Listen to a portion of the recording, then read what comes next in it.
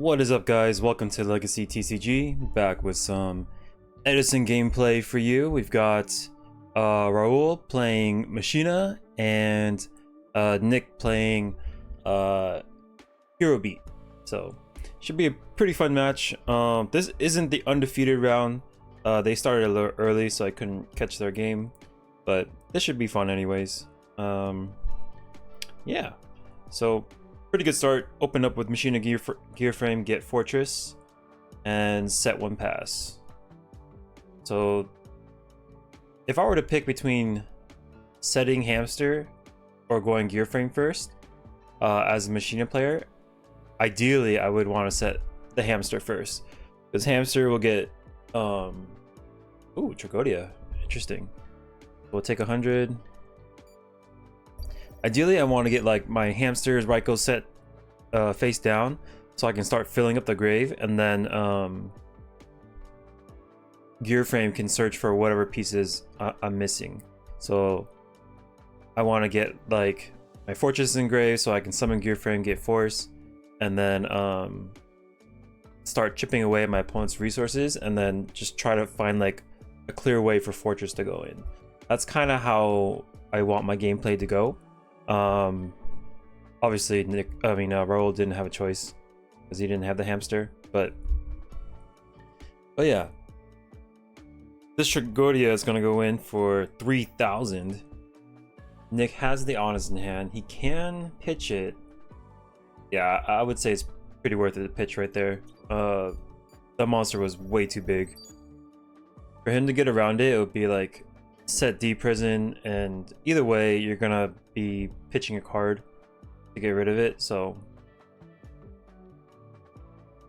yeah, and D prison we can save for Machina Fortress instead.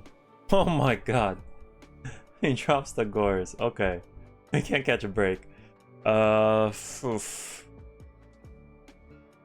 That's pretty cool. I used to run Trag in my Machina deck, but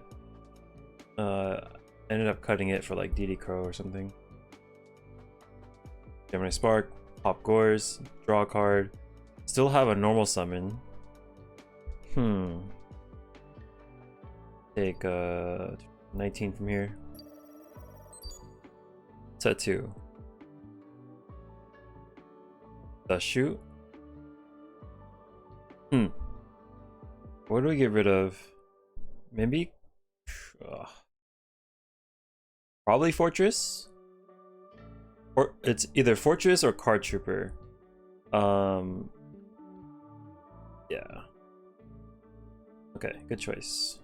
Fortress, because it could have been live with just pitching Card Trooper special Fortress, and then yeah, so he's gonna have to dig with his Card Trooper.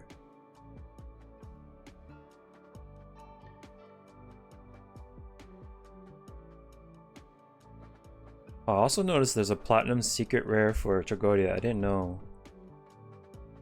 Game like that. But well, Hero Blast, Card Trooper, add Neos, Alias to hand.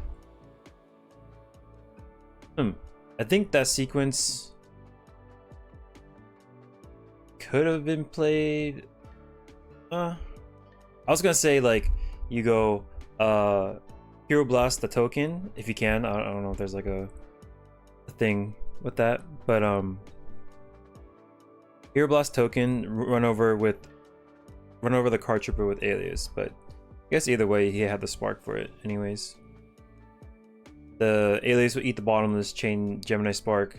That's ideally what you want to be doing as playing a Hero Beat, right? You want your opponent to use a resource on your Alias, then you spark tributing the Alias, targeting something else, then drawing a card. And those little small advantages pile up over time. You whittle down your opponent, activate Miracle Fusion, and that's GG. So yeah, pitch 4 special Fortress. D prison. Uh-oh, that's bad. We compulse to save him? Might have to. We don't want to. We might have to, because at least if we draw another machine, we can pitch with them next turn. Or a couple turns from now. Go Legacy, draw 1.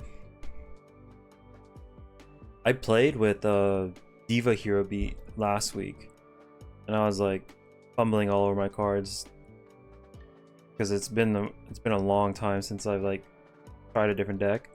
And there's like a bunch of lines I just did not know. Okay, go bottomless. Do we have the... Nope. Okay. 1 alias will eat the dust. What's that face down? Maybe Snowman Eater?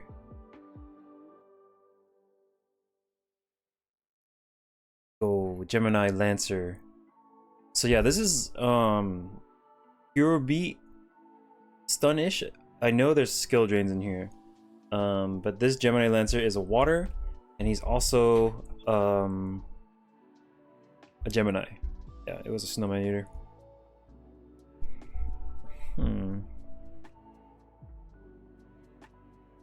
Got Fortress, DD Crow. Oh man, he has to ditch another forest. That's unfortunate. And the bottom's just there. Usually we don't like pitching force for Fortress, but when we're backed up against the wall, it just sometimes we've got to take it. The 2 pass. For Lila. Attack first. Sheesh.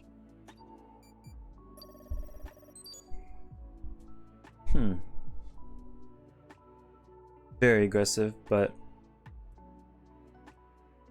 because he summoned Lila, it didn't get bottomless. But like the other back row is prison. So I feel like if you just summon it, break instead, essentially doing the same thing, but you get the added benefit of milling 3, possibly milling a plague, fortress. Oh, there's the plague. But maybe finding fortress instead.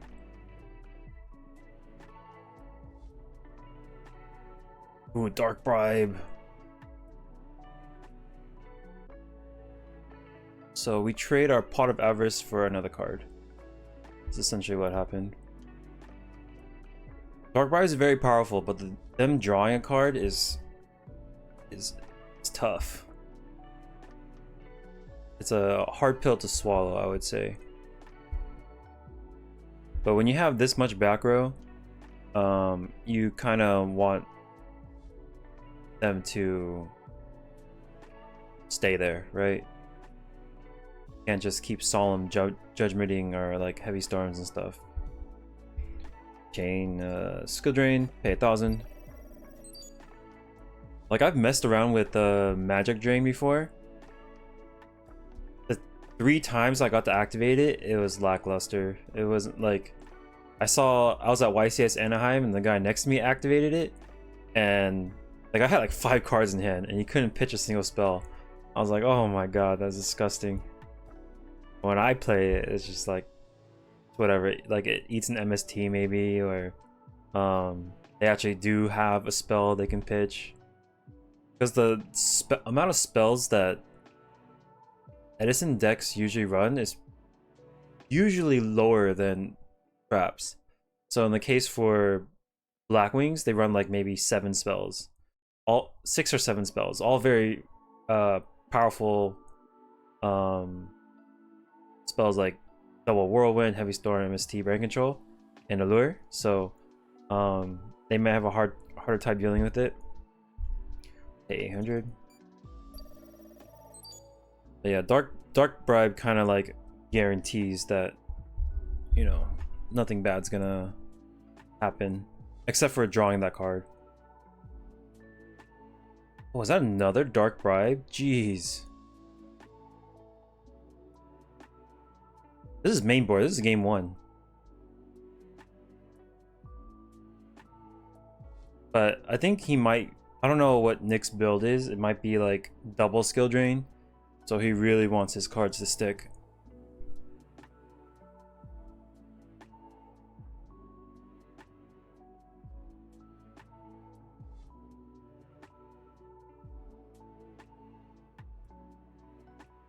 Okay, pass. Oh no, not pass. Look at grave. Got one water. Is that it? Dang. There are no heroes in there. Except for the alias that's on board. The heck? Oh wait, there's one more alias. Forgot about the ultimate one. But not a lot of targets.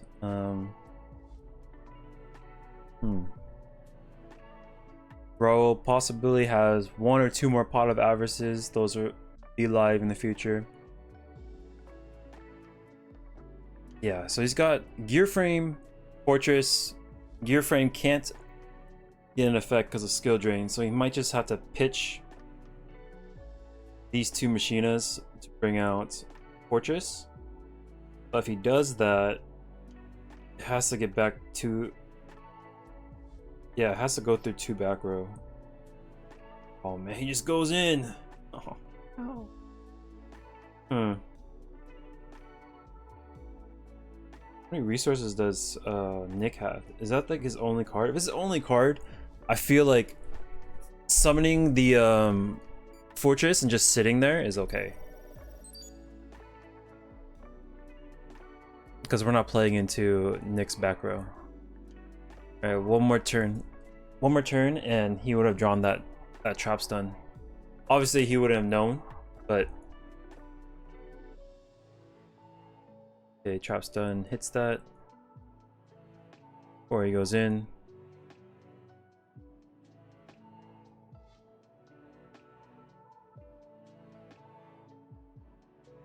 Hero blast. Just gonna add another body to the hand. Torrential! Nice. What are we drawing? Oh! No effect. Oh my god. Just a skill drain in a dream. Oh no. The T-King comes through. Alright, that was a long game 1. Let's see game 2 takes equally as long. Set 1 pass.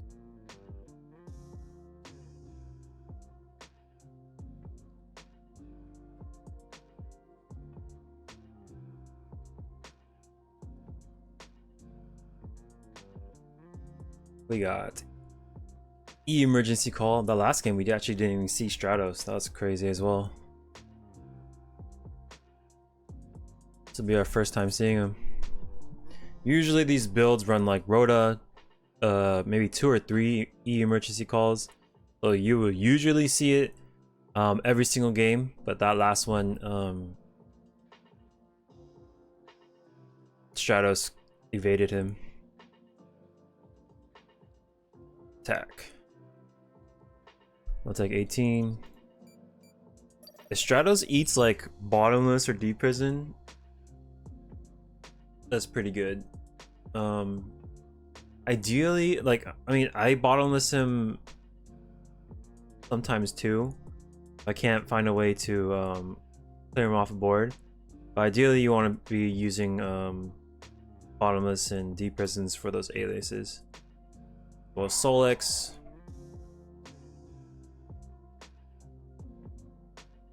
And that will Dark Rive.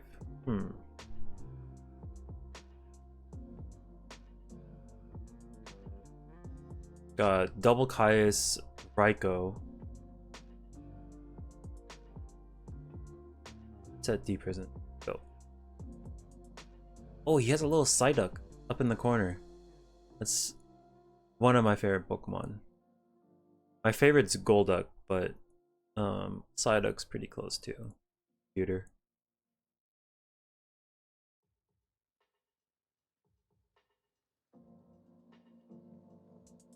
Man, growing up watching Psyduck like fumble so many things made me so mad as a kid.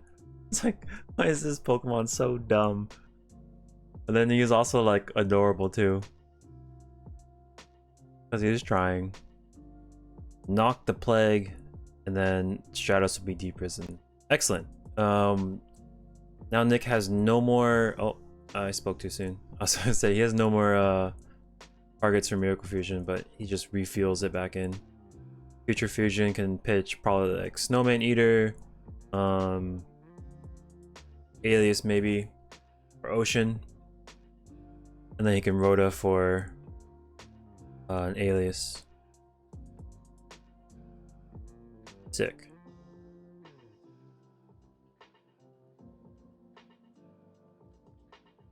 If you notice, Raul's hand, it's like double Caius, Pot of Avarice. That happens a lot, where I just kind of like died in my own deck.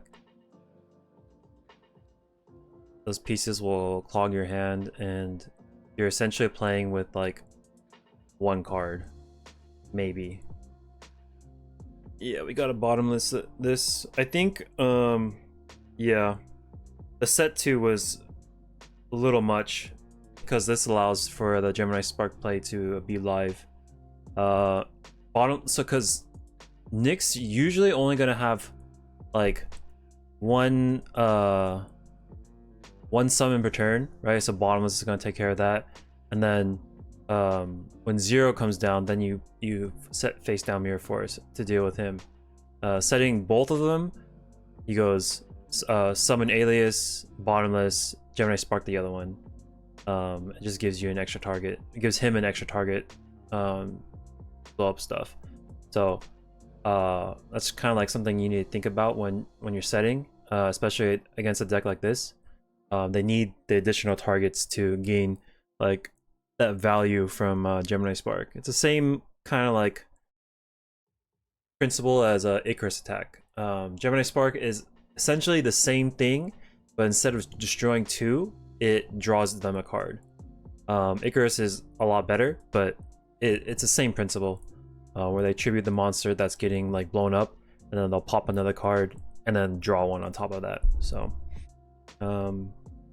anyways, good duels. The first one was pretty epic, and then the second one, the Machina hands, I am no stranger to that. I for the past like 2 months, I feel my deck has been like destroying me. So I might take a break from the deck, as much as I love it, but or maybe change something up. I don't know, we'll see. Anyways, if you guys like the videos, make sure to subscribe, and I will catch you on the next one. Peace.